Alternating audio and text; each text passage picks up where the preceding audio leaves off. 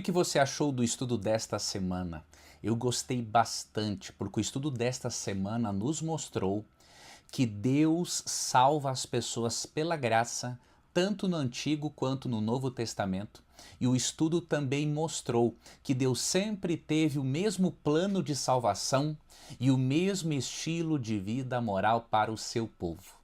Obviamente há muitas lições na lição dessa semana, mas em essência nós podemos perceber que quando Deus fez o seu pacto com os israelitas, ele já estava mostrando um modelo do que seria a relação, inclusive com a igreja nos dias do Novo Testamento. Por que é importante você entender isso? É muito importante para você não ir para um sistema teológico equivocado que ensina que há uma era ou dispensação da lei e outra era ou dispensação da graça. Na verdade, você percebe que ao longo da história da salvação, Deus estabelece alianças com o ser humano. E sempre a base dessas alianças é a mesma, a graça de Deus. Tá? O sangue, a graça de Deus são a base desta aliança. E da mesma forma que Deus exige um estilo de vida moral do seu povo como resultado da santificação, lá no Antigo Testamento, Deus exige um estilo de vida moral do seu povo no Novo Testamento também como resultado da santificação.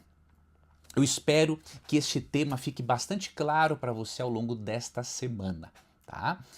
Vamos lá. Primeiramente, nós aqui na parte de domingo, nós aprendemos que quando Deus ali estabelece, ratifica aquele pacto com os israelitas em Êxodo 24, 1 a 8, você percebe uma coisa muito interessante. Este pacto foi sancionado com sangue e não através das obras dos israelitas.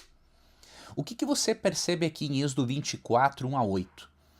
Que Deus, primeiramente Moisés, faz uma leitura, né, da lei perante o povo, e aí, depois que ele repete as palavras do Senhor e os estatutos, o povo responde, né, dizendo que iria obedecer a Deus. Moisés escreve as palavras da lei, diz aqui Êxodo 24, 4. E aí, o que acontece? No versículo 5 é dito assim: E enviou alguns jovens dos filhos de Israel, os quais ofereceram ao Senhor holocaustos e sacrifícios pacíficos de novilhos.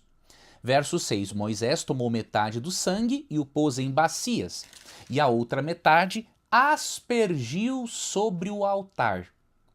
E tomou o livro da aliança e o leu ao povo, e eles disseram: Tudo o que falou o Senhor faremos e obedeceremos. Verso 8. Então tomou Moisés aquele sangue e o aspergiu sobre o povo e disse: Eis aqui o sangue da aliança que o Senhor fez convosco a respeito de todas estas palavras. Você percebe aqui um pacto com base nas obras? Escreve aqui nos comentários o seguinte: este pacto que Deus fez com os israelitas foi com base nas obras ou com base no sangue? Escreve aqui nos comentários.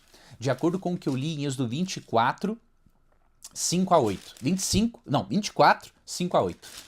Claramente, quando Moisés faz a leitura da palavra de Deus, ele ratifica o pacto. Claramente, quando Moisés faz a leitura da palavra de Deus perante eles, o pacto é ratificado por meio do sangue. O sangue é aspergido sobre o altar, o sangue é aspergido sobre o povo. O que Deus está dizendo aqui para o povo? Que o sangue é a única forma de eles receberem o perdão através do derramamento do sangue de um inocente. Aqui, o sacrifício de Cristo já está sendo prefigurado. Deus nunca ensinou os israelitas uma salvação pelas obras. Agora, houve um detalhe aqui. Os israelitas cometeram um erro. Eles acharam que por eles mesmos eles conseguiriam obedecer a Deus.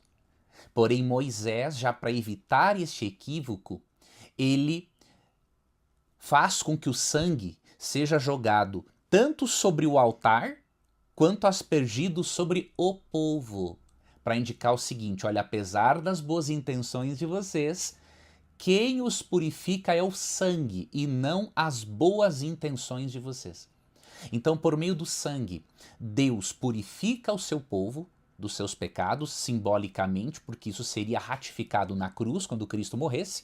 Mas Deus purifica o seu povo e Deus liga o seu povo a Ele mesmo. E o que Deus mostra aqui? Os méritos de Cristo se constituem na forma de sermos justificados.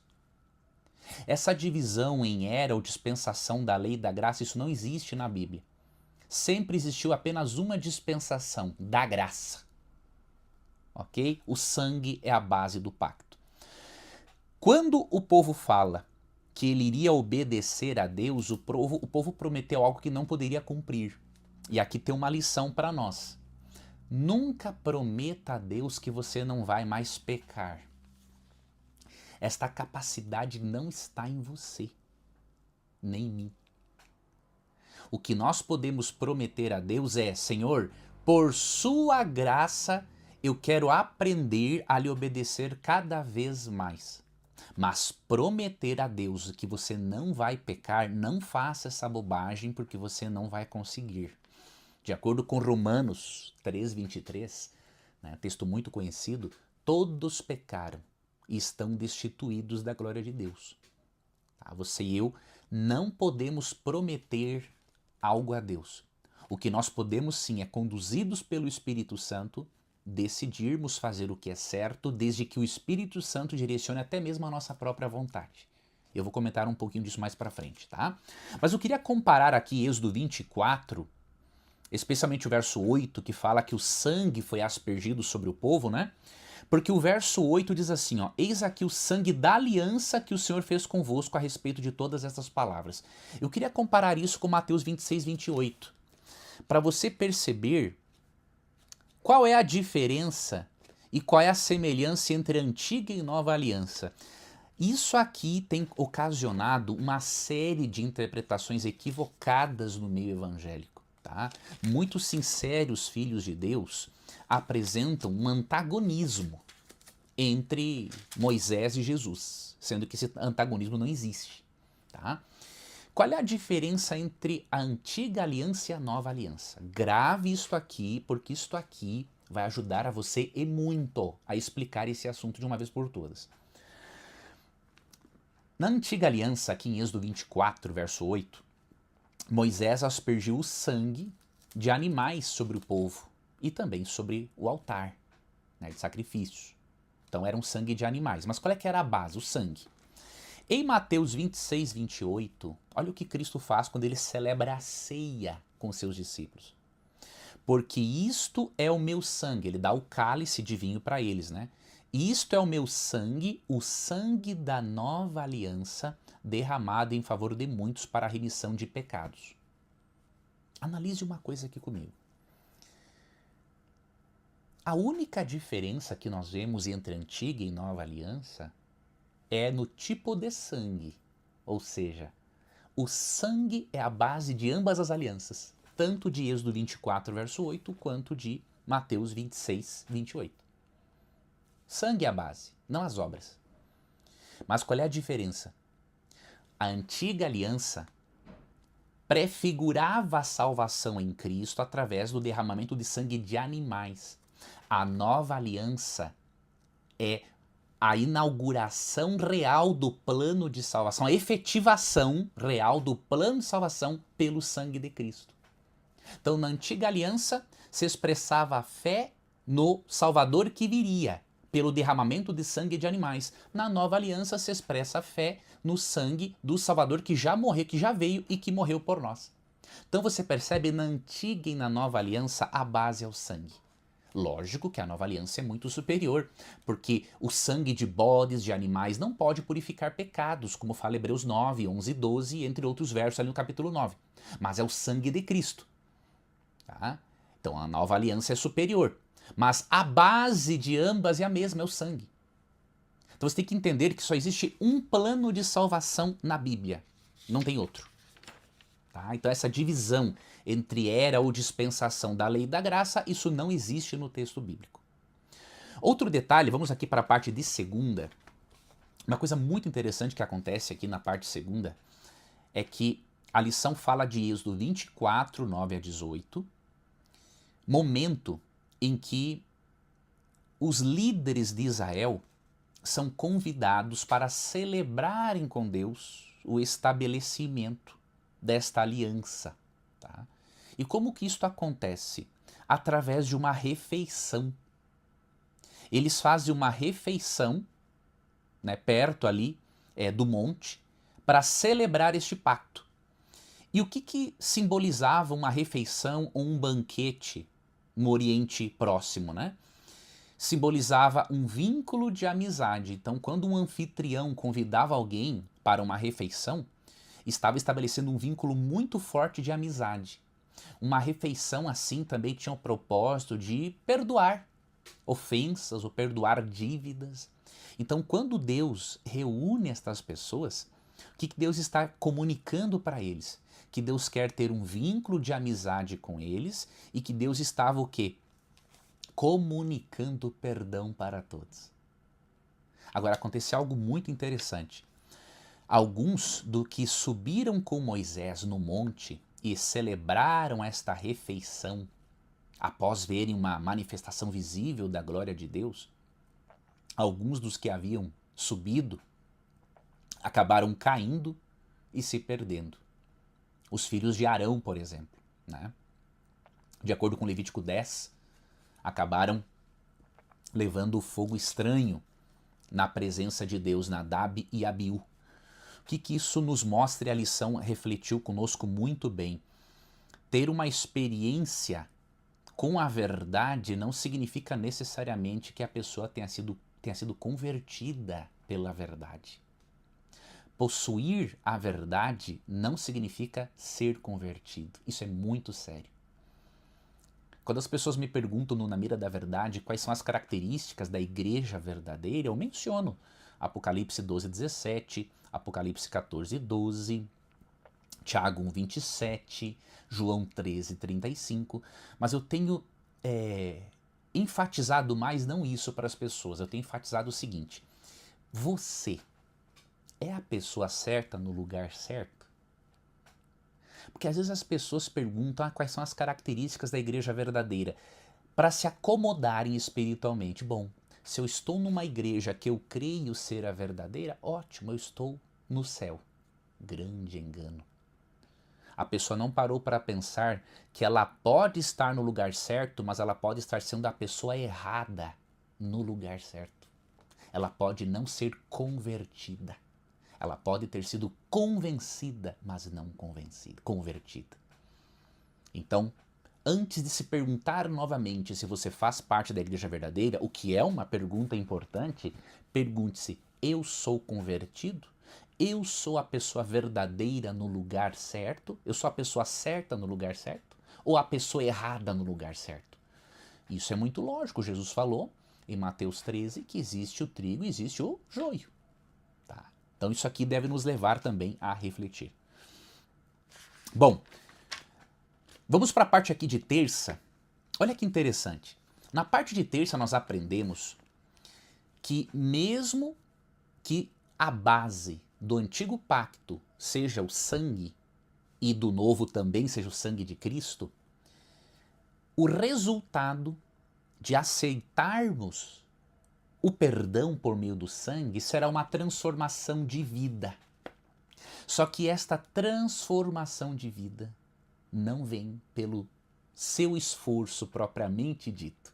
Não estou dizendo que você não tenha que se esforçar, não é isso. Se nós não nos esforçarmos em qualquer área da vida, nós vamos nos perdermos, não teremos êxito, não é? Só que o que você tem que entender aqui? Que tanto a justificação quanto a santificação são pela fé. Você já parou para pensar nisso?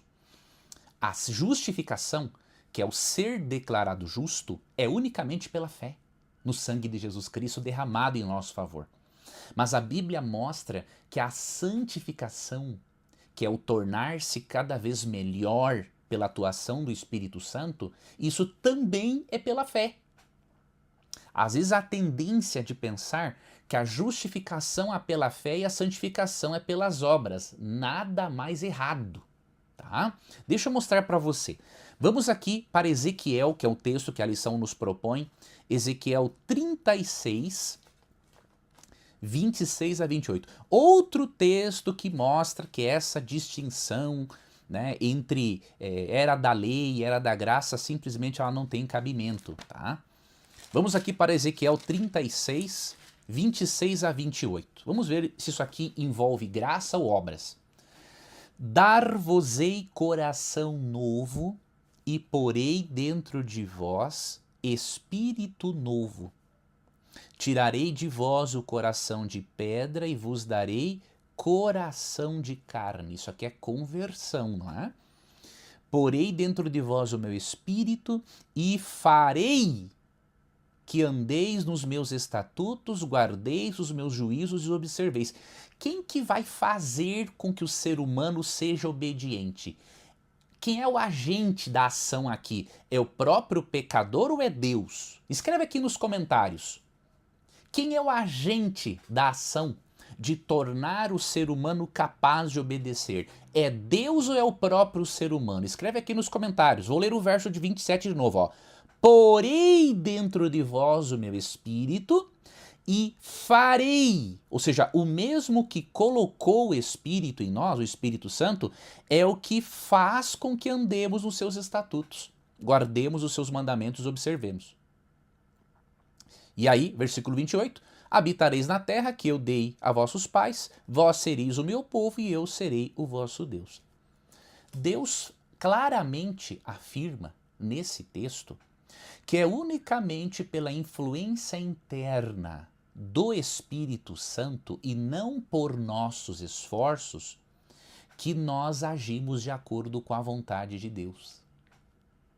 Claramente, é Deus quem coloca em nós um coração novo, é Deus quem coloca em nós um espírito novo e é Deus quem nos faz andarmos nos seus estatutos. Você percebe? A justificação é pela fé, mas a justificação também é. A justificação é pela fé, mas a santificação também é. Quero ver dois textos que eu me lembro aqui agora. Em Romanos 1,5 e Romanos 16, 26, recomendo que anote esses textos. Se você for professor de escola sabatina ou professora, use esses textos, tá? Romanos 1,5 e Romanos 16, 26 fala da obediência pela fé. Ou seja, a fé não nos acompanha apenas na justificação, no perdão dos nossos pecados. A fé ela tem que acompanhar-nos em todas as fases da salvação. O que diz Romanos 1, 16, 17, Abacuque 2,4? O justo viverá pela fé. Tá? Então você percebe aqui que até mesmo a nossa capacidade de fazer o que é certo depende da ajuda de Deus. Lembra de Romanos 2,4? Que Deus nos conduz ao arrependimento. Lembra também de Filipenses 2,13? Deus efetua em nós o querer e o realizar. Se você acha que você vai se tornar melhor ou mais santo pelos seus esforços, eu tenho que te dar uma notícia. Você está correndo atrás do vento, está perdendo seu tempo.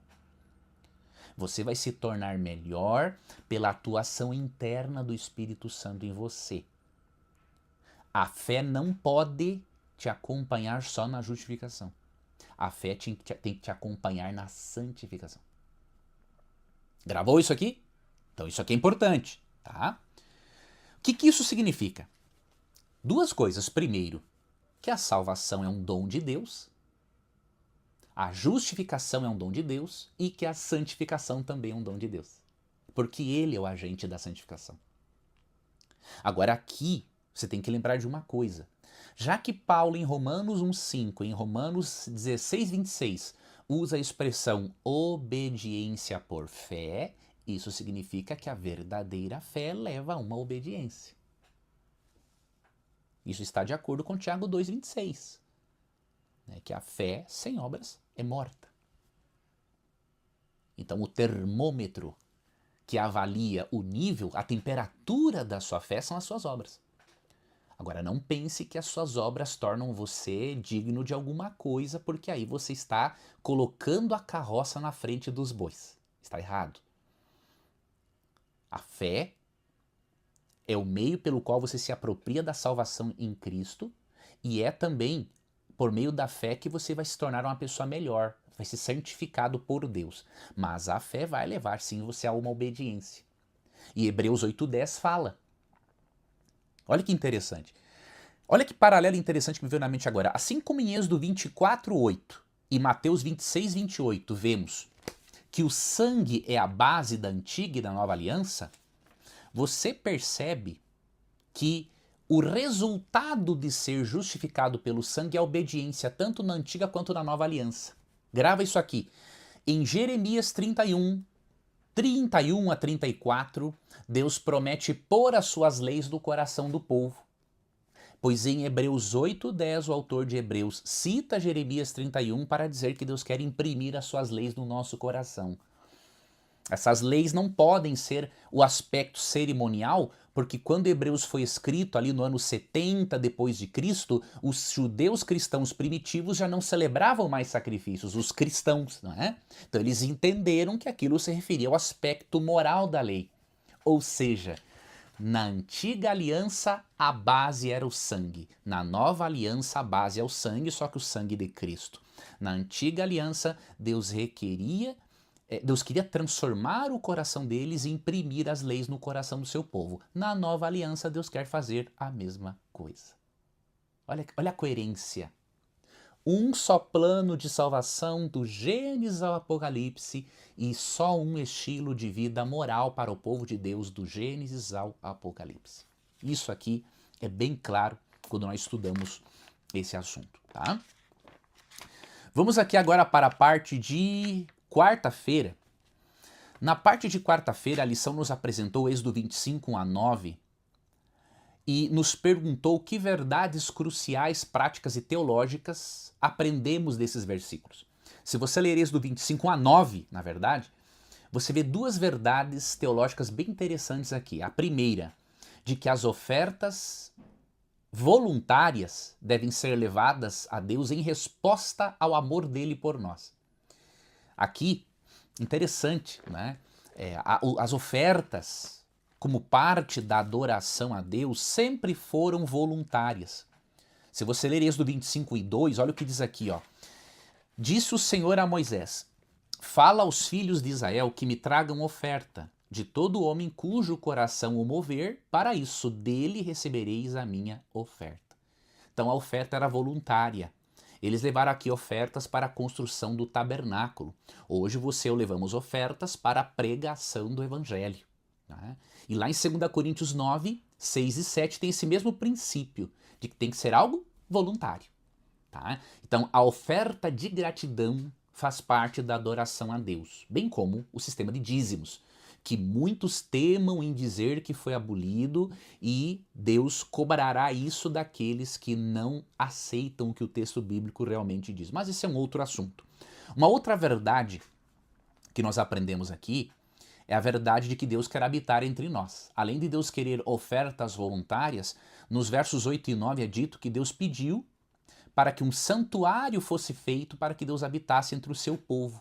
E nos versos 8 e 40 de Êxodo 25, é dito que o santuário terrestre deveria ser de acordo com o modelo que Deus mostrasse para Moisés no monte. E qual era o original para este, que serviria de modelo, não é? O original é o santuário celestial, de acordo com Hebreus 8, 1 e 2. Ali Cristo é apresentado como sendo o nosso sumo sacerdote de um santuário feito por Deus e não por mãos humanas. Perceba a coerência do plano de salvação ao longo da história. Deus mostra, através do sangue de animais, que um substituto deveria morrer pelos seres humanos. E pelo santuário terrestre, Deus mostra a realidade de um santuário celestial, de onde Deus disponibiliza a sua graça e onde hoje Cristo intercede por nós e realiza a sua obra sumo sacerdotal, que envolve uma obra de juízo. Então Deus revela o plano de salvação de uma forma muito pedagógica. Por isso que nós dizemos que as leis de ordem cerimonial, elas eram recursos pedagógicos de Deus para ensinar o plano de salvação por meio de Jesus Cristo. Não é?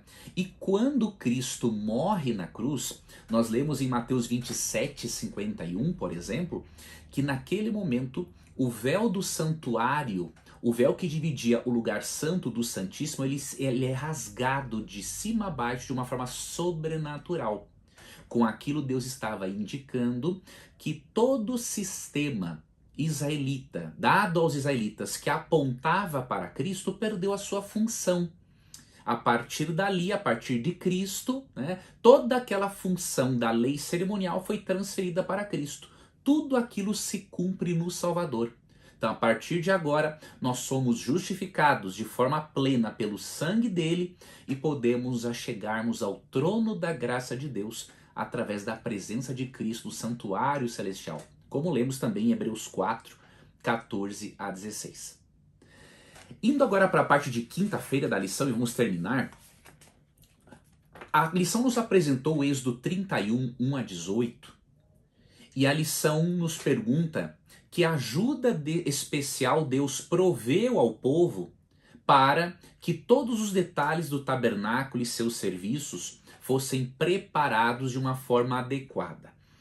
Quando nós lemos Êxodo 31, nós percebemos primeiramente que Deus, que o Espírito Santo, encheu pessoas e deu a elas dons artísticos para que elas trabalhassem no santuário.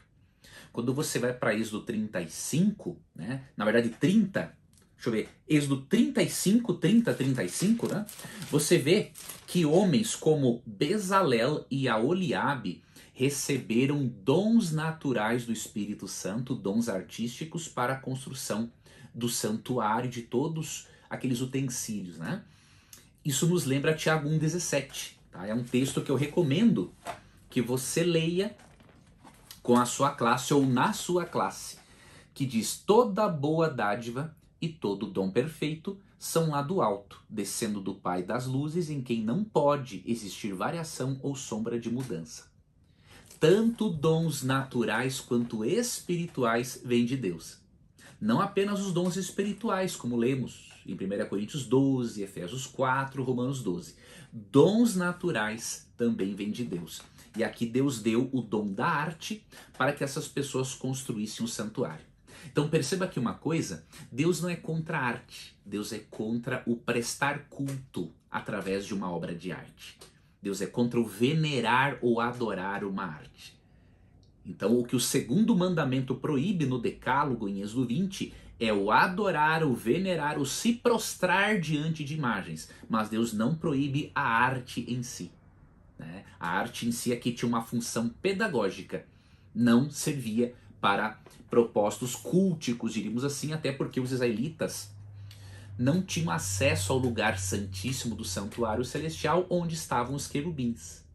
É importante argumentar isso porque irmãos católicos argumentam que a construção de querubins lá, que estavam sobre a tampa, o propiciatório da arca, eram construídos ali com a arca, isso indicaria que Deus aprova a imagens. Não é assim, né? Os querubins estavam na arca, no lugar santíssimo, e apenas o sumo sacerdote tinha acesso a esse local, e uma vez ao ano. Então isso é prova de que aquelas imagens não foram feitas para veneração e não faziam parte do culto. Era um recurso pedagógico para ensinar a verdade de que os anjos reverenciam a lei de Deus e que os anjos estão envolvidos no plano de salvação, como diz Hebreus 1:14. Então isso aqui é importante ter em mente.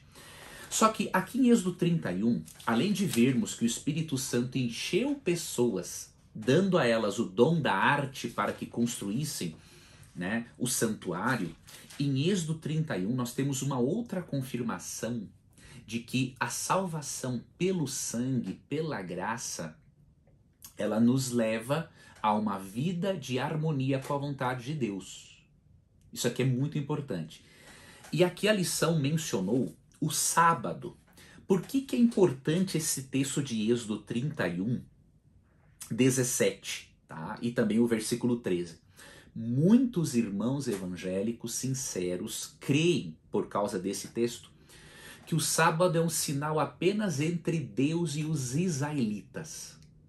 Talvez você seja um irmão da Igreja Assembleia de Deus, da Igreja Brasil para Cristo, da Igreja Congregação Cristã, talvez você seja um metodista ou até um irmão católico, e você creia, com base em Êxodo 31, 17 e também 31, 13, que o sábado era um sinal apenas entre Deus e os israelitas. Eu queria convidar você a fazer algumas reflexões comigo agora. Antes, eu quero que você reflita na seguinte pergunta: Deus deu o sábado para Israel ou só para Israel? Essa diferença parece sutil, mas ela é muito importante para a compreensão do tema. Se você entender que Deus deu o sábado só para Israel, aí tudo bem. Se a Bíblia disser que o sábado foi dado só para Israel, aí ensinar a vigência do sábado em nossos dias seria um erro. Mas e se você percebesse que na Bíblia o sábado não foi dado só para Israel, mas para Israel? Aí mudaria totalmente o sentido. É a tua compreensão doutrinária. O que eu quero dizer com isso? Aqui em Êxodo 31, 17, é dito: entre mim e os filhos de Israel é sinal para sempre. Só que o restante do verso tem uma informação muito preciosa. Porque em 6 dias fez o Senhor os céus e a terra, e ao 7º dia descansou e tomou alento. Esse texto não diz que o sábado é dado só para Israel, mas que o sábado era um sinal para Israel. Qual é a diferença? O sábado tinha que ser dado para Israel porque as demais nações pagãs não estavam dispostas a aceitarem ao Deus verdadeiro ainda. Deus chamou o povo de Israel como seu povo exclusivo para que este povo realizasse uma missão evangelizadora e atraísse outros povos a ele. Então é óbvio que Deus deu o decálogo, e incluindo o 4º mandamento, o sábado, para Israel. Mas por que não foi só para Israel? Porque aqui Deus faz menção, quando é dito na segunda parte do verso, que o Senhor, porque em 6 dias fez o Senhor os céus e a terra, e ao 7º dia descansou, Deus está levando a mente deles para o Gênesis, quando o sábado foi abençoado e santificado por Deus, quando existiam apenas Adão e Eva no nosso mundo. Eu peço que você analise isso com muito carinho e oração. O sábado foi dado sim nesse contexto para Israel, porque só Israel estava disposto a ser o povo de Deus neste momento. Mas o sábado não foi dado só para Israel, porque Deus já havia abençoado e santificado o sábado no Éden. Então a alegação de que o sábado é só para Israel não é verdadeira, ou de que o sábado é só um sinal entre Deus e os israelitas, não. O sábado é um sinal entre Deus e todos aqueles que creem nele como Deus Criador. Um outro detalhe que muitos irmãos não atentam é para o que está aqui no versículo 13. Ó. Diz assim: tu, pois, falarás aos filhos de Israel e lhes dirás. Então veja, vimos que o sábado foi dado para Israel, mas não só para Israel, porque já tinha sido dado antes para Adão e Eva, tá? Certamente guardareis os meus sábados, pois é sinal entre mim e vós nas vossas gerações, para que saibais que eu sou o Senhor que vos santifica. Isso aqui é muito importante. Deus deu o sábado para Israel, para lembrá-los de que ele era o Deus Criador, e que esse dia, nós vimos que esse dia foi abençoado, foi santificado no Éden. Agora aqui é dito que o sábado é um sinal da santificação. Eu pergunto para você, eu quero que você escreva aqui nos comentários: Deus santifica apenas os israelitas? Deus santificou apenas os israelitas, ou Deus também é o agente da santificação dos cristãos no período do Novo Testamento? O que você acha? É evidente. Deus é o agente da santificação de todos os seres humanos. Se Deus é o agente da nossa santificação e o sábado é um memorial também de que somos santificados por Deus, é óbvio que o sábado não pode ser um memorial da santificação apenas para os israelitas, porque nós também somos santificados por Deus. Lá em Ezequiel capítulo 20, versos 12, 20 e 21, você vê que é um sinal também da santificação. Então o sábado, olha que interessante, assim como Deus abençoou e santificou o sábado lá em Gênesis, tornando o sábado um dia separado, diferente, especial em relação aos demais, Deus santifica, Deus separa o seu povo das demais nações pagãs, separa o seu povo atual do mundo, para que Deus use este povo de uma forma santa. Então, o fato do sábado ser um memorial da criação, em Êxodo 31:17, e o memorial da santificação, em Êxodo 31:13, nos impede de crermos que o sábado era apenas para os israelitas. Deus deu para os israelitas, mas não apenas para os israelitas. Você pode ver isso também em Isaías 56, 1-8, onde Deus convida tanto eunucos quanto estrangeiros a guardarem o sábado. E ali é dito no contexto que quando eunucos e estrangeiros guardam o sábado, eles fazem aquilo que agrada a Deus. Então tira da sua mente, meu querido internauta, não importa a religião a qual você pertença, tira da sua mente essa ideia de que o sábado não é para os gentios. Assim como o plano de salvação pelo sangue era para o israelita e para o gentio, o sábado, como um lembrete do Deus Criador e do Deus Santificador, é tanto para o israelita quanto para o gentio. É tanto para os dias do Antigo Testamento quanto do Novo Testamento. Eu quero que você reflita também numa coisa. O sábado, na Bíblia, né, ele é um sinal de que Deus é o Criador, em Êxodo 20, 8-11. Aqui em Êxodo 31, 13, é um sinal de que Deus, é um lembrete de que Deus é o agente da nossa santificação e não as nossas obras. Em Hebreus 4, é um lembrete do descanso eterno que encontraremos, que descanso pela fé que vivemos hoje em Cristo e do descanso eterno que teremos na presença de Deus.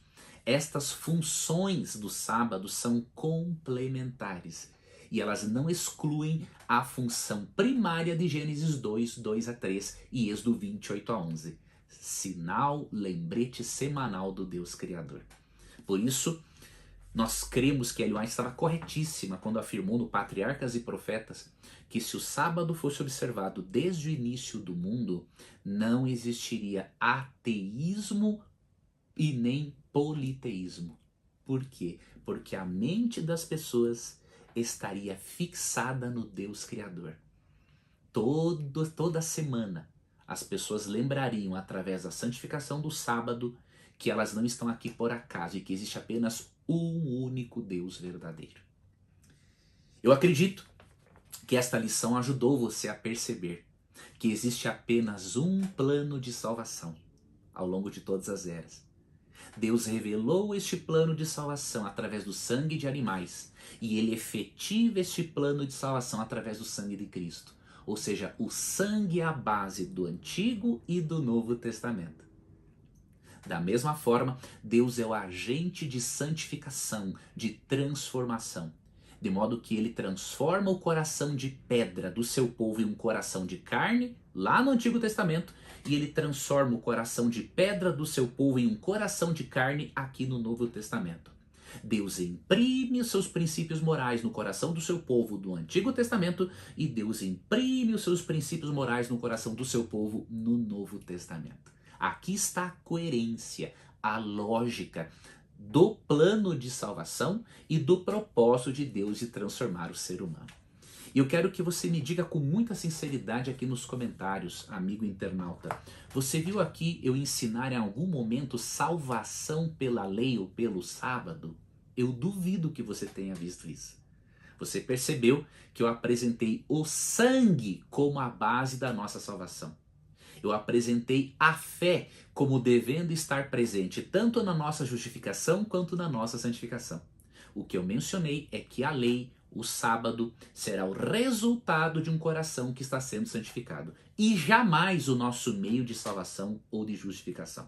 Se você entender isso, você vai perceber que há uma lógica, que há uma coerência na doutrina bíblica da justificação pela fé e da santificação pela fé, que é evidenciada, obviamente, na nossa conduta e no nosso dia a dia. Não há contradição entre graça e lei, não há contradição entre salvação e juízo, não há contradição entre justificação pela fé e santificação pela fé.